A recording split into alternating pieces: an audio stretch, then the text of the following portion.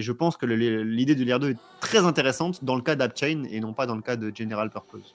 Mais du coup, Arbitrum et Starknet, c'est des erreurs? Bah, la question se pose.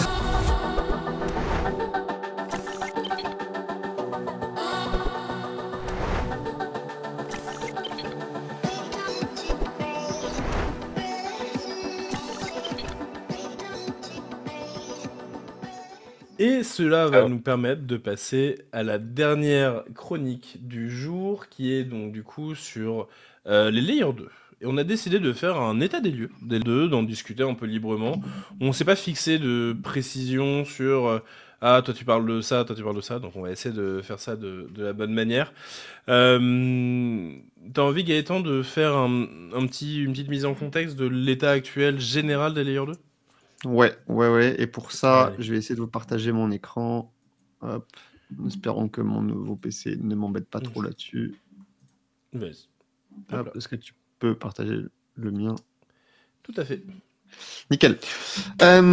Donc, au niveau des deux, comme je le disais tout à l'heure en introduction, on a déjà un sort de clash social en ce moment sur Ethereum entre la valeur ajoutée des deux pour Ethereum, le Layer 1, et pour l'écosystème Ethereum dans son ensemble. Est-ce que les Layer 2 sont considérés comme étant parasitiques, des parasites pour le Layer 1 en lui-même, ou est-ce qu'ils sont au contraire symbiotiques? Ils lui apportent davantage au fur et à mesure du temps. Ça vient d'où? Ça vient du fait que l'activité sur le Layer 1 a diminué en tant que tel. Alors, elle a diminué, non, elle est constante, mais il y a beaucoup d'activités quand même qui s'est reléguée sur des Layer 2 comme Base, par exemple, qui ont pris beaucoup de parts de marché aujourd'hui. Et le problème, c'est que ce qu'on récupère Ethereum en termes de valeur économique derrière est assez léger. Il y a une sorte de vampirisation économique des Layer 2 au niveau des Layer 1. Et donc, ça pose un petit peu question si la roadmap d'Ethereum en tant que telle n'avait pas trop minoré le Layer 1 par rapport au Layer 2. Et donc, on a en ce moment deux choses qui sont en train de se passer. C'est rendre le Layer 1 plus important, plus scalable, de redonner de l'importance au Layer 1, notamment pour les activités de DeFi, qui sont les activités qui ont le plus de valeur ajoutée économique, mais aussi pour les activités tout simplement de création de tokens. Aujourd'hui, quand on est sur un 2, on ne sait plus sur quel Layer 2 aller. On ne sait plus où déployer son application, on ne sait plus où déployer son RWA. Donc, si vous êtes BlackRock, vous ne savez plus où est-ce qu'il faut déployer votre token. C'est sur Arbitrum, c'est sur Optimism, sur Base, on est perdu. Et donc, le but, c'est que le Layer 1 redevienne l'endroit où tout se mint, et ensuite, tout pourra aller sur les Layer 2, tout pourra bouger, tout pourra naviguer, mais que par défaut, en fait, soit le Layer 1 qui soit central. Ça, c'est le premier point, le premier changement qui a lieu. Et le deuxième, c'est la typologie d'échange. Les Layer 2 aujourd'hui, tels qu'ils sont construits, donc c'est une première itération, parce que Ethereum a clairement. C'est un véritable breakthrough. C'est Ethereum qui a créé les deux, donc on tâtonne, on avance innovation après innovation. Aujourd'hui, ils ne sont pas du tout interopérables. Donc quand on est sur Optimism, on n'est pas sur Base, on n'est pas sur Arbitrum. C'est très très dur de passer de l'un à l'autre. On est sur des écosystèmes très fragmentés. La liquidité est fragmentée, les applications sont fragmentées. Et donc encore une fois, quand on est un développeur, on ne sait plus trop où se mettre. Soit on se développe tout, soit il faut en choisir un, mais il ne faut pas se tromper, parce que dans 6 mois, peut-être que c'est plus celui-là qui aura le vent en poupe. Donc on a une véritable modification des Layer 2 avec l'avènement de nouveaux types de roll-up, notamment, que je vais décrire ici, qu'on appelle les based roll-up et les native roll-up, qui sont en fait des roll-up qui sont beaucoup plus proches d'Ethereum, notamment parce que le séquencement de ces roll-up est fait par Ethereum. Aujourd'hui, quand on a un roll-up, il y a deux choses qu'on délègue à Ethereum. C'est ce qu'on appelle le settlement, c'est la vérification de la preuve, qu'elle soit optimistique ou qu'elle soit zero knowledge, et c'est la data availability, donc en fait c'est qu'on poste nos transactions compressées sur Ethereum. Il y a uniquement ces deux choses-là. Eh bien, le principe pour simplifier des base rollups, c'est de dire je vais donner une troisième tâche à Ethereum Layer 1, c'est le séquencement. C'est que plutôt que d'avoir des séquenceurs dédiés, ce qu'ont aujourd'hui Optimism, Arbitrum, ce sont les validateurs du Layer 1 qui vont séquencer. Et parce que ce sont les validateurs du Layer 1 qui vont séquencer, ils vont avoir agrégé de la valeur économique, c'est eux qui créeront les blocs, mais ils vont aussi très facilement être capables de faire passer les assets d'un roll-up vers un autre, puisque c'est la même entité, si vous voulez, qui séquence différents based roll-up. C'est très très facile de créer, enfin c'est plus facile de créer de l'interopérabilité, et au final d'avoir des roll-up qui seront presque des extensions d'Ethereum. On ne sait pas trop sur quelle chaîne on est, peu importe, puisque dans tous les cas c'est Ethereum qui gère le tout. Donc ça, c'est une innovation qu'on appelle les based roll-up. C'est en cours de design, les premiers vont se lancer bientôt. C'est Justin Drake notamment qui pousse très très fort ce système-là au niveau de la fondation Ethereum. Et c'est très intéressant, ça va vers ce qu'on appelle le concept d'AppChain. En fait, ce qui serait intéressant pour une application, ce serait dans un premier temps de se lancer sur Ethereum Layer 1. Mais une fois qu'elle a du succès, qu'elle a beaucoup d'utilisateurs et qu'elle a besoin de scaler, elle lance tout simplement son base rollup qui est dédié. Donc on aura une AppChain AV, une Opchain Uniswap, qui seront des based rollup. Donc c'est comme un smart contract, mais un peu plus puissant, si vous voulez. C'est un smart contract qui a sa propre chaîne, mais qui est très très proche philosophiquement, économiquement et techniquement d'Ethereum. Donc, je l'ai simplifié, mais c'est un peu ça l'idée. Donc, on a un vrai shift de mentalité là-dessus. Et on a du coup ce graphique que j'aime beaucoup qui vous montre à quel point justement les technologies de Layer 2, qui sont très nombreuses, sont plus ou moins proches d'Ethereum. On a ce qu'on appelle au plus près, je vais passer sur le native, c'est un peu technique, mais le native et le based rollup, qui est vraiment ce que je viens de vous décrire. Ensuite, on peut avoir soit qu'un base, soit qu'un native, mais on va mettre ça de côté. Ensuite, on a les rollups en jaune, qui est ce qu'on connaît aujourd'hui. Arbitrum, Optimism sont des rollups. Et puis, on a les Layer 2 qui ne sont pas des rollups. Rappelez-vous, les rollups, c'est un sous-ensemble de Layer 2. Mais on peut être un Layer 2 sans être un rollup. On peut poster notamment sa data ailleurs que sur Ethereum. On a dans ce cas-là moins de sécurité. On est encore plus loin économiquement de ce qu'est Ethereum. Donc voilà pour cette petite introduction. Mais c'est pour décrire le véritable shift qu'il y a à la fois social et à la fois technologique au niveau des rollups. On est loin d'avoir atteint la maturité et je pense que dans 3-4 ans, le paysage des deux sur Ethereum sera assez différent de celui qu'on connaît aujourd'hui. Et puis ça montre qu'il y a de la discussion, qu'il y a de la recherche, et c'est aussi comme ça qu'un système évolue, et c'est pas uniquement par Vitalik qui dit qu'il faut faire des Layer 2 ou ce genre de choses. Il y a vraiment un consensus social qui se fait dans la fondation Ethereum, ce qui peut faire perdre du temps, mais ce qui peut amener aussi plus de gouvernance. C'est un choix commun qui se fait, et c'est le bien commun qui est créé avec Ethereum. C'est ça. En fait, on était à fond sur la Rollup-Centric Roadmap, poussée par Vitalik en grande partie. On a vraiment négligé le Layer 1 et on n'a pas vraiment pensé à l'époque à l'interopérabilité de ces Layer 2 et la vampirisation des deux. Et le succès des blockchains comme Solana a aussi permis à tout le monde, au consensus social d'Ethereum, de se remettre en question. C'est-à-dire, on est en train de se faire avoir et notre philosophie à nous, on veut que notre philosophie gagne, le fait que les gens puissent avoir des nœuds à la maison et pas que ce soit dans des data centers. Et si on fait rien, eh bien, notre philosophie, elle a beau être belle, elle va pas gagner et au final, on aura un Internet décentralisé qui vivra sur Solana. Donc eux, il faut bien qu'ils réagissent. Enfin, là, socialement, on a réagi et donc il y a un pushback contre Vitalik et contre certains core devs qui étaient là depuis le début, avec de nouveaux core devs, de nouvelles personnes qui ont voix au chapitre. Alors, je ne vais pas vous citer des noms, ça ne vous parlera pas, mais il y a des gens assez influents qui sont devenus influents récemment et qui ont dit mais la stratégie n'est pas bonne, il faut revenir un petit peu en arrière, il faut pousser davantage le layer 1 et il faut aller vers des layer 2 vraiment plus en symbiose avec Ethereum que je viens de vous décrire avec les base rollups. Donc c'est super intéressant. Je peux vous donner quelques noms s'ils me reviennent, d'entreprises qui travaillent sur les based rollups. Il va falloir que ça me revienne. Donc il y a Spire, S-P-I-R-E, qui travaille là-dessus, et il y a Puffer, P-U-2-F-E-R, qui sont un peu en avance, les deux entreprises, sur la création de base rollup, si jamais ça vous intéresse. Donc PU2FER pour Puffer et Spire, ils créent des stacks techniques, hein. Ils ne veulent pas forcément lancer un rollup, parce que vous avez compris qu'un base rollup, ça a plutôt intérêt à être une app chain et non pas un general purpose, un layer 2 je ne sais pas comment le traduire, de general purpose, qui à mon sens est une erreur en fait. L'idée de créer des general purpose EVM rollup était une erreur.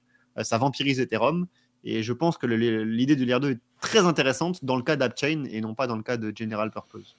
Mais du coup, Arbitrum et Starknet, c'est des erreurs? La question se pose. En fait, ils créent des stacks techniques qui peuvent être adaptés. Typiquement, la stack technique d'Arbitrum, tu vois, là, elle est utilisée par Ethena. Ethena va lancer son propre jeu qui s'appelle Converge. Et ils utilisent la stack technique d'Arbitrum. Donc, peut-être que le layer 2 Arbitrum est une erreur, mais la stack technique est hyper intéressante. Donc, on tâtonne, on apprend en évoluant. Puis, on a la OP Stack avec Unichain aussi. Voilà, la OP Stack, typiquement, pourrait être intéressée dans le futur à devenir Base. C'est pas très compliqué pour eux de switcher vers Base. Ce qu'ils perdent, c'est de l'argent. C'est-à-dire que leurs séquenceurs gagnent beaucoup d'argent aujourd'hui. Et donc, il faut qu'ils soient prêts à perdre ça.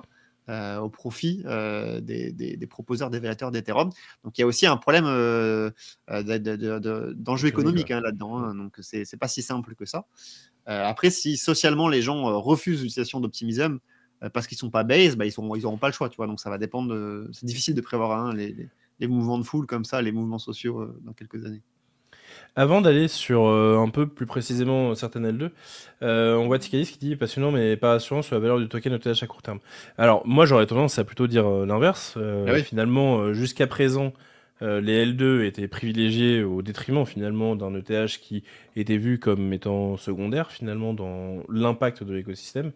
Et aujourd'hui, on lui redonne en fait de l'importance. Donc c'est plutôt positif pour l'ETH. D'autant plus si ce sont ces based rollup et native rollup qui voient un petit peu plus d'avancée dans le narratif existant dans les prochaines années, quoi. Et ça va prendre du temps, tout à fait. Bah, c'est clair. En fait, ouais, Ethereum était le meilleur représentant de tout ce qui était lié au blockchain modulaire. Et en gros, en termes de recherche, c'était Ethereum qui était le plus en avance là-dessus. Aujourd'hui, on réalise que on réalise que finalement, les deux qui étaient un peu le summum en termes de modularité, on se rend compte que c'est pas une si bonne idée que ça, ou en tout cas, c'est quelque chose à retravailler. Et forcément ça s'est répercuté sur l'estime qu'on a d'Ethereum. Pour autant, Ethereum, faut quand même rappeler qu'il y a quelques années, le problème prioritaire d'Ethereum, c'était la scalabilité.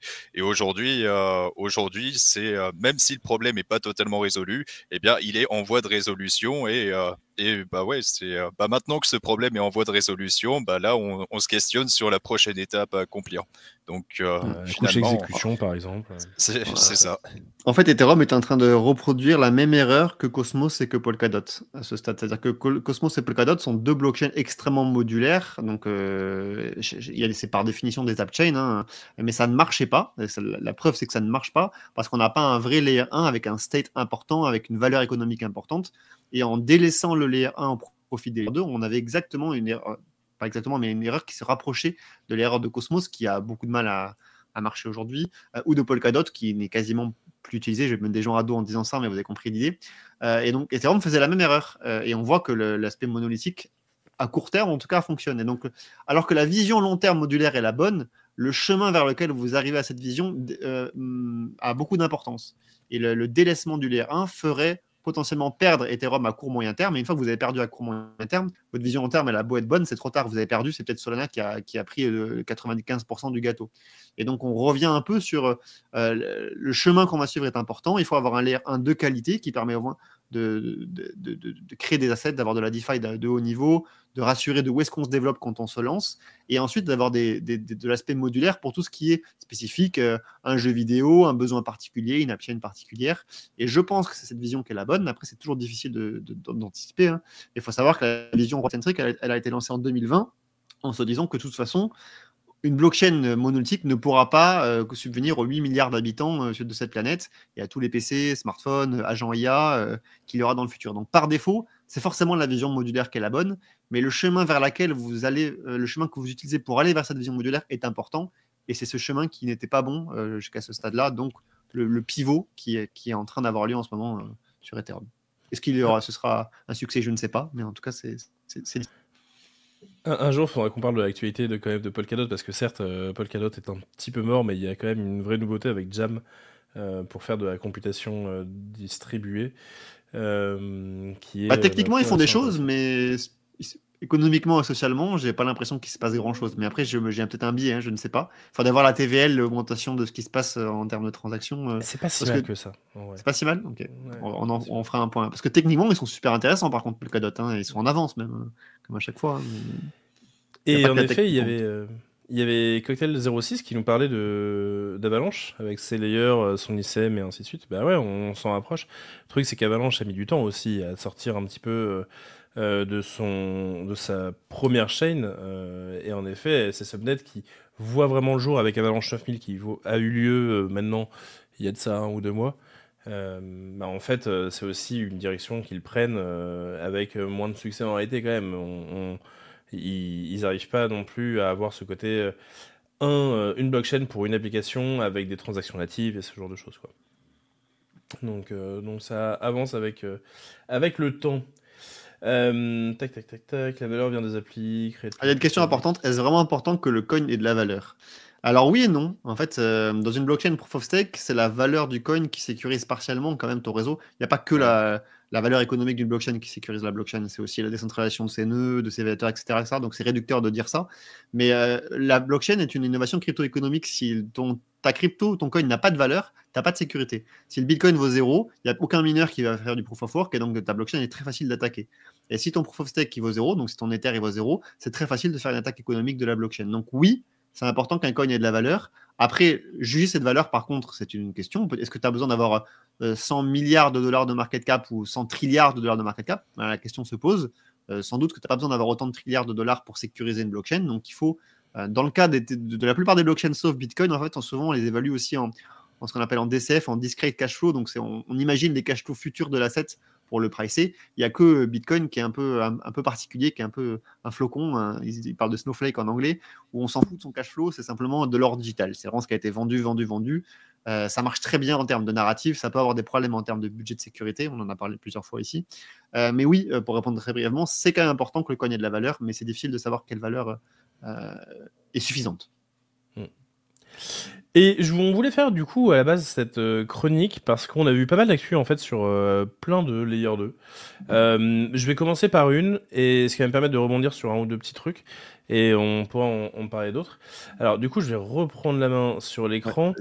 Je suis ici sur le site qui s'appelle L2Bit, qui est vraiment le classique pour voir un petit peu ce qui se passe dans le monde des Layer 2.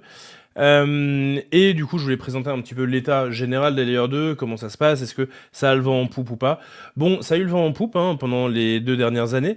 Aujourd'hui, on est sur une petite baisse depuis le début d'année. Là, le pic a lieu fin décembre, donc tranquille. La baisse est très récente et c'est une baisse assez modérée. Bon, on a perdu quasiment... je sais pas, 40% de la valeur, mais bon, ça va. Globalement, ça passe. Et puis surtout, c'est récent, donc on va voir qu'est-ce qui arrive maintenant. Surtout qu'on voit que la tendance très très récente a tendance c'est en dollars reprendre. C'est extrêmement en dollars parce que la perte de TVL, elle est grandement liée à la perte de l'Ether aussi, puisque 50% de la TVL des Layer 2, c'est de l'Ether, et donc si l'Ether perd de la valeur en dollars, bah, t'as ta TVL qui forcément diminue. Forcément. Donc voilà, je voulais un tout petit peu présenter ça, et puis je voulais revenir sur donc du coup la première actu que l'on a vue cette semaine arriver, qui est celle de Scroll. Donc Scroll sort Euclid. Scroll, c'est un ZKP, donc c'est une techno de roll-up en zero knowledge. Et c'est une techno qu'on a tendance à pas mal apprécier dans le monde, dans l'écosystème Ethereum, parce qu'ils partent avec des ambitions et des envies qui sont très proches de l'ethos initial d'Ethereum, avec une volonté forte de décentralisation, de distribution des séquenceurs et ce genre de choses. Donc c'est plutôt quelque chose qu'on considère être positif, et donc qui est assez regardé dans le monde Ethereum. Scroll avait des problèmes sur justement la mise en place de cette distribution, de la sécurité et ainsi de suite. Et donc ils ont réussi enfin à faire une mise à jour qui a eu lieu il y a quelques jours de ça, si je dis pas de bêtises. Cette mise à jour qui s'appelle Euclid diminue les gas fees qui sont à payer à chaque transaction, a augmenté la scalabilité et ce genre de choses. Et on peut voir aussi que dans les 5 pillars of Euclid, donc les 5 piliers de Euclid, il y a la stage 1 readiness. Et je voulais un tout petit peu revenir dessus parce que c'est un point assez intéressant qu'on peut voir. Donc du coup, si je reviens sur L2Bit et que je vais cette fois-ci dans le sommaire, on peut voir ici que chacune des propositions de roll-up est dans un certain stage. Est-ce qu'elle est 0? Est-ce qu'elle est 1? Est-ce qu'elle est en review?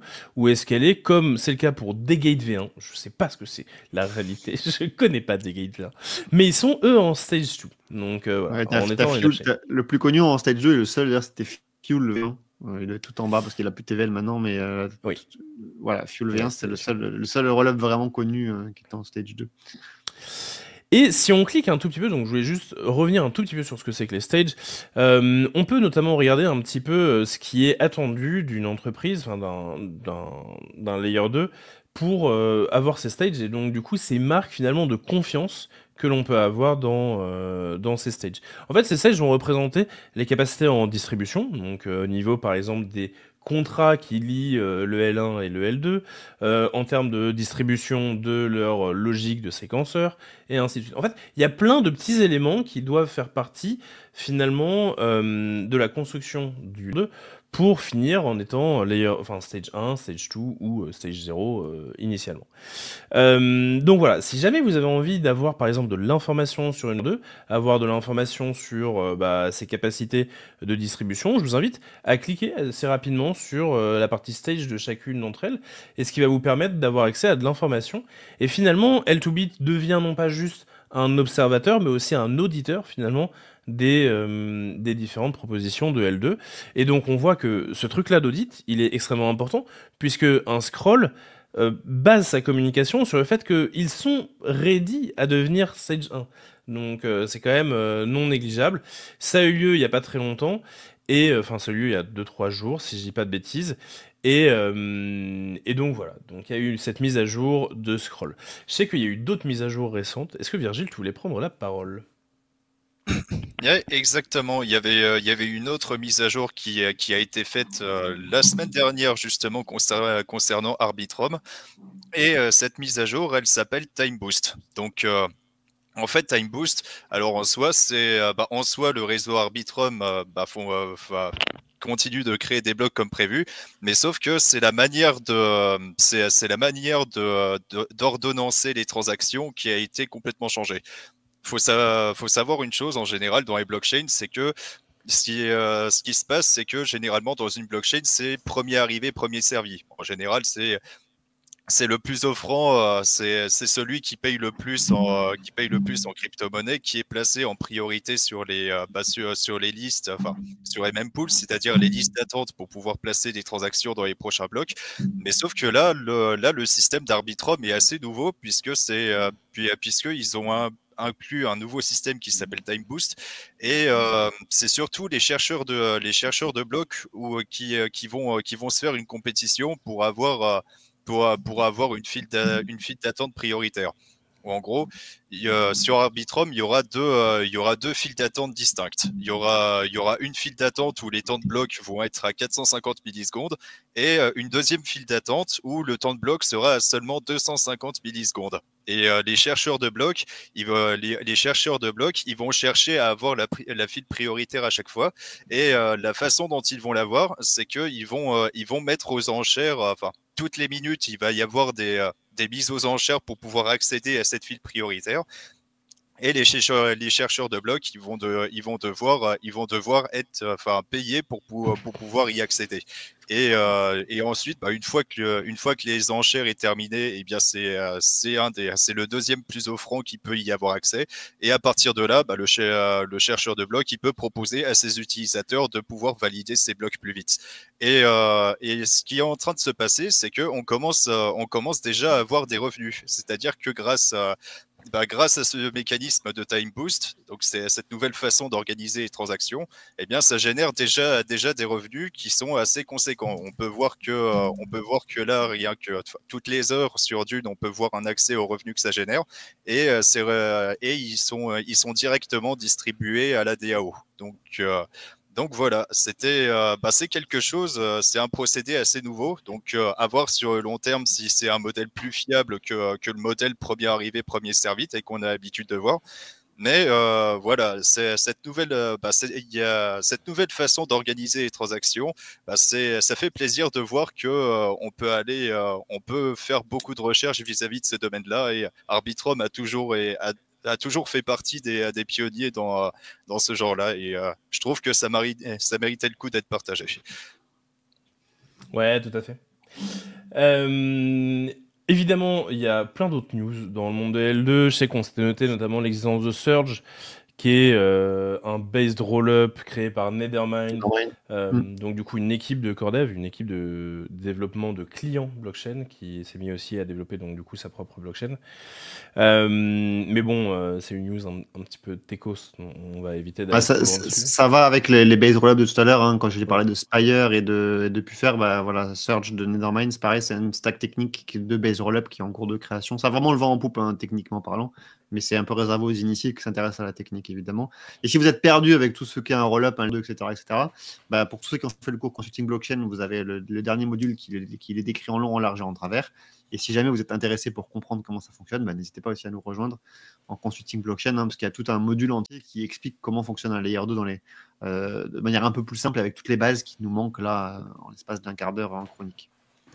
Tu reviens sur Polkadot de manière élogieuse, évidemment. Aussi. Je reviens sur Polkadot de manière neutre. J'essaye. Allez, merci beaucoup à tous de nous avoir suivis. J'espère que du coup cette discussion autour des layers 2 et de la situation actuelle vous a intéressé. Merci à Gaëtan de nous avoir rejoints sur le pouce. Il recommence à travailler aujourd'hui. Et on vous dit à ciao. Je sais pas si la semaine prochaine ça a lieu. En fait, c'est le 1er mai, donc je pense pas. Effectivement, là je crois que tous les jeudis d'affilée, peut-être qu'on va décaler la date parce que sinon ça fait que des jeudis fériés. On va réfléchir. Ça va être chaud. On vous tient au courant. On va peut-être réfléchir, ouais. Allez, ciao tout le monde. Bonne journée tout le monde. Salut.